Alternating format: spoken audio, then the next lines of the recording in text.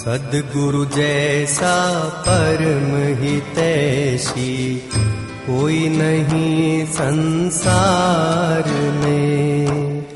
सद्गुरु जैसा परम हितैषी कोई नहीं संसार में।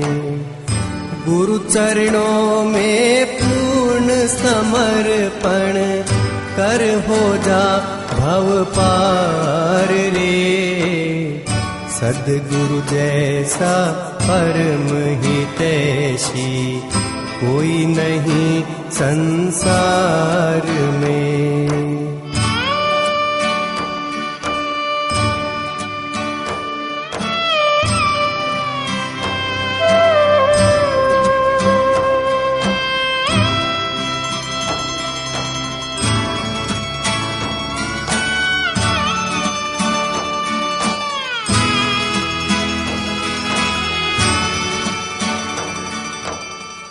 लख 84